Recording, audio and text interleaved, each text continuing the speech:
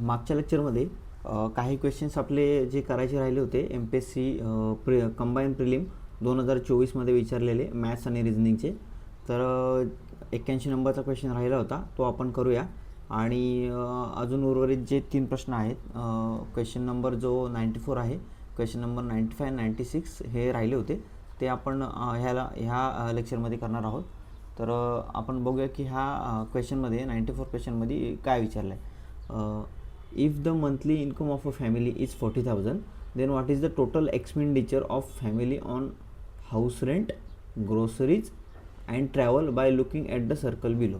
Okay, एक circle दिले, त्याच्यामध्ये हे वेगवेगळे डिस्ट्रीब्युशन दिले, सेविंग, ग्रोसरी, इलेक्ट्रिसिटी, ट्रॅव्हल आणि हाऊस रेंट. ओके, तर जर एका कुटुंबाचे मासिक उत्पन्न 40,000 असेल, तर त्या कुटुंबाचे घरभाडे, किराणा माल, प्रवासावर एकूण किती खर्च केला हे खालील वर्तुळाकृतीचे अवलोकन करून काढा. ठीक आहे, तर आपण बघूया की याच्यामध्ये जर आपल्याला किराणा, घरभाडे आणि प्रवास, ठीक आहे, आपल्याला किराणा, घरभाडे आणि प्रवास या एकूण ह्याच्यावरती जे आहे किती खर्च केलेला आहे ते विचारलेलं आहे. तर आपण पहिले काय करू की ह्यांची टोटल करूया, टोटल किती होते ते पाहूया आणि त्याच्यानंतर आपण कॅल्क्युलेट करून ते किती होतं आहे ते पाहूया. ठीक आहे, आता बघा, किराणाचा जो आहे तो 90 डिग्री आहे, घरभाडे आहे 110 आणि प्रवास आहे 70. तर 110, 70 आणि 90, तर 180 आणि 90, 270. ठीक आहे, तर 270 जे आहे, 270 एवढा खर्च हा ह्याच्यामध्ये दिलेला आहे, डिग्रीमध्ये दिलेला आहे ना. डिग्री अँगल जो आहे तो पूर्ण वर्तुळाचा जो अँगल असतो, पूर्ण वर्तुळाचा तो असतो 360. किती? 360 असतो, बरोबर. तर आपल्याला आहे इथे 270 डिग्रीची व्हॅल्यू काढायची, 270 डिग्रीची, तर ती किती असेल? 3/4 असेल ना, बरोबर. 3/4 ती किती असेल? 3/4 असेल, ती व्हॅल्यू 3/4 असेल. जर पूर्ण खर्च हा पूर्ण खर्च हा 4 इतका असेल, तर आपल्याला 3 इतका खर्च काढायचा आहे, बरोबर. तर आपल्याला जी व्हॅल्यू दिलेली आहे तर टोटल इन्कम आपल्याला त्यांनी दिलेलं आहे. किती? ते 40,000 दिलेलं आहे, बरोबर, है ना. जर एका कुटुंबाचे मासिक उत्पन्न 40,000 म्हणजे 360 इज इक्वल टू 40,000 आहे, तर 270ची व्हॅल्यू किती असेल? तर ती असेल 30,000. हां, किती असेल? 30,000. तर ते आपण इथे आता बघितलं की ती जी व्हॅल्यू आहे ती 30,000 आहे. हे तुमचं उत्तर आहे, आन्सर आहे 30,000. ठीक आहे, आता पुढचा क्वेश्चन बघूया. हा क्वेश्चन वाचण्यामध्येच खूप वेळ जाणार आहे, तर हा क्वेश्चन तुम्ही पहिल्या अटेम्प्टमध्ये न घेता ह्याला शेवटला ठेवा, म्हणजे जर तुम्हाला वेळ उरला तर तुम्ही हे क्वेश्चन सॉल्व करू शकता. ठीक आहे, आता आपण बघूया की ह्या क्वेश्चनमध्ये जे आहे ते काय विचारलं आहे. या क्वेश्चनमध्ये आपण क्वेश्चन वाचूया, रीड करूया. पहिले क्वेश्चनमध्ये दिलं आहे की read the following information carefully and answer the question. 1, 2, 3, 4, 5 statement दिलेले आहेत आणि त्याच्या बेसिसवर तुम्हाला जे आन्सर काढायचं आहे, who got the highest mark in science. ठीक आहे, तर आपण आता स्टेटमेंट वाचूया. 6 students ABCDEF participated in a self-evaluation test of maths and science. ABCDE आणि F या 6 विद्यार्थ्यांनी गणित आणि विज्ञानाच्या स्वयंमूल्यमापन चाचणीत सहभाग घेतला. Statement 2, the total marks of A in maths was just above C and marks in science just above F. Okay, Aचे गणितातील एकूण गुण Cच्या अगदी वर आहेत आणि विज्ञानातील गुण Fच्या अगदी वर आहेत, बरोबर. तर विज्ञानातील गुण Fच्या अगदी वर आहेत, बरोबर.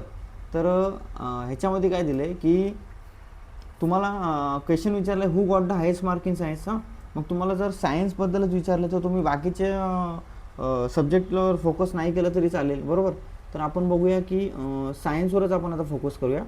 तर सायन्सवर फोकस करून total marks of A, marks in science just above F. ठीक आहे, मग आपण एक कंडिशन घेऊया की Fच्या अगोदर, म्हणजे Fच्या जस्ट अबो F. हां, A got the total marks higher than F. ठीक आहे. आता तिसरं स्टेटमेंट बघूया. B was just above C in science. B was just above C in science. ही एक कंडिशन आली, बरोबर. मग ती पण एक कंडिशन आपण इथे लिहूया. B was above C in science. But score less than D in maths. But score less than D in maths. तर मॅथ्सचं आहे, आपल्याला सायन्सवर फोकस करायचं आहे. ठीक आहे. F got more marks than D and E in science. इथे पण बघा सायन्स आहे. F got more marks than D and E. म्हणजे एफच्या खाली डी आणि ई असणार आहे, पण आपल्याला माहीत नाही की नेमकं डी वरती आहे का ई वरती आहे. ठीक आहे. तर हे आपण सध्या स्लॅश मारून ठेवूया, म्हणजे आपल्याला ते लक्षात राहील. But did not perform as well as in maths T. तो मॅथ्सवर आपल्याला फोकस नाही करायचं आहे. No one is between C and D in maths and C and A in science. Okay. तर सायन्सवर फोकस करा.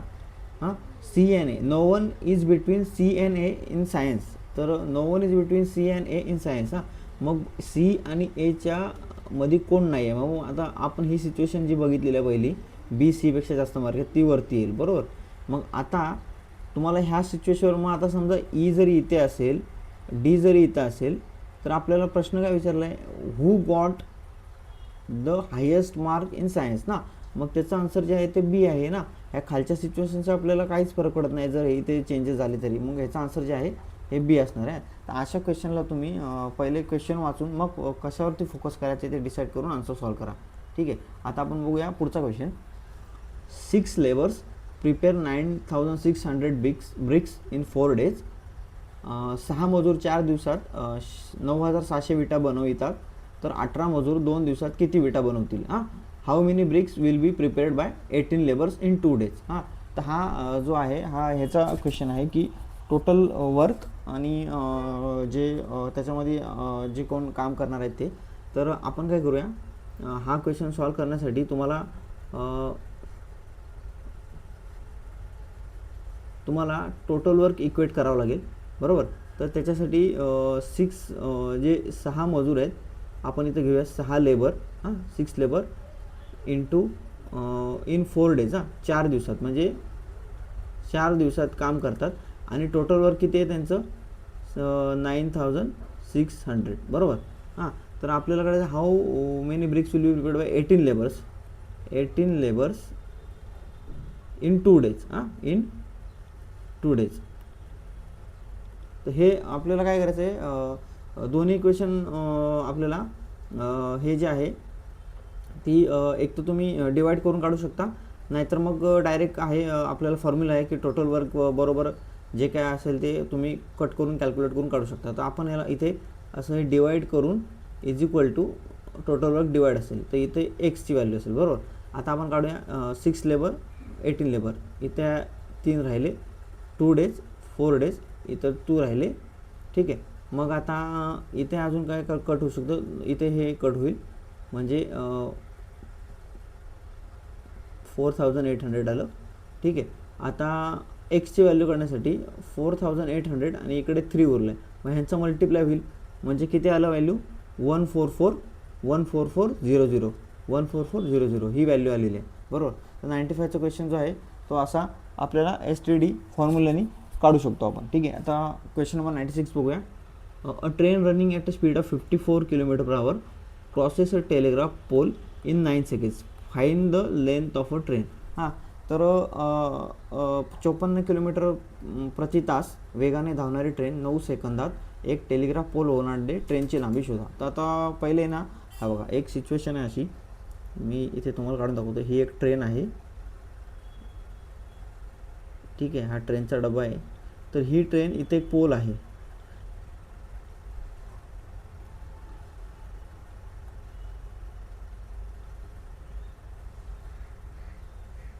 तर ही ट्रेन, ह्या पोलाला ह्या ट्रेनचा स्पीड जो आहे तो 54 km/h आहे. किती 54 km/h. आणि ती पोलाला 9 सेकंदमध्ये जी आहे ती पास करते.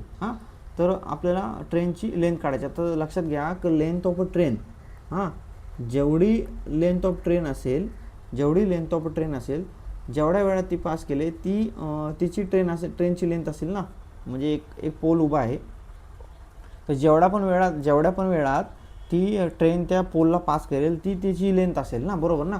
मग इथे लेंथ ऑफ अ ट्रेन म्हणजे distance, length of a train म्हणजे काय असेल, डिस्टन्स असणार आहे हे जो आता ह्याचा फॉर्म्युला तुम्हाला माहीत पाहिजे, speed is equal to distance upon time, मग distance is equal to speed into time. मग आता स्पीड किती आहे, 54 किलोमीटर पर आवर. आता आपल्याला तुम्हाला बघायचं आहे की मीटरमध्ये विचारलं आहे का किलोमीटरमध्ये. आता ऑप्शनमध्ये सर्व मीटरमध्ये आहे, तर आपल्याला हे जे आहे 54 किलोमीटर आवर हे आपल्याला कन्वर्ट करावं लागेल मीटर पर सेकंदमध्ये. तर मी तुम्हाला मागच्या लेक्चरमध्ये सांगितलं की 54ला मीटर पर सेकंड करण्यासाठी 5/18 मल्टिप्लाय करावं लागेल. जसं की 18 त्रिक 54, 5 त्रिक 15 म्हणजे 15 मीटर पर सेकंड ही स्पीड आली ट्रेनची मीटर पर सेकंडमध्ये. मग आता 54चं आपण कन्वर्जन केलेलं आहे, तर आपण डायरेक्ट इथे 54चं कन्वर्जन घेऊया. 5/18 मीटर पर सेकंड आणि किती वेळात पास करते, 9 सेकंद. तर ती ट्रेनची लेंथ असेल, बरोबर. आता बघूया, आता 15 गुणिले 9 म्हणजे 15×9 35 असेल, 135, बरोबर. मग ह्या ट्रेनची लेंथ जी आहे ती मीटरमध्ये 135 असेल, बरोबर. तर ह्याचं उत्तर जे आहे 135 आहे, ह्याचं उत्तर जे आहे 135 आहे. हा पण खूप बेसिक क्वेश्चन आहे स्पीड ट्रेन टाईम डिस्टन्स स्पीडमधला. तर अशा पद्धतीने आपण आता सर्व जे 20च्या 20 क्वेश्चन होते कंबाईन प्री 2024 मध्ये विचारलेले सर्व आपण कवर केलेले आहेत. Combine prelim 2024. टोटल आपण सर्व मॅथ्स आणि रिझनिंग, मॅथ्स प्लस रिझनिंगचे सर्व जे क्वेश्चन आहेत ते सर्व सॉल्व केलेले आहेत. तर आपण आता 2024चा झाला, तर आपण आता 2023, 2025 आणि 2022, 21 असं करत आपण सर्व पेपरचे हे 20 क्वेश्चन जे आहेत ते सॉल्व करणार आहोत. आणि अशा पद्धतीने ही सिरीज आपण कंटिन्यू करणार आहोत.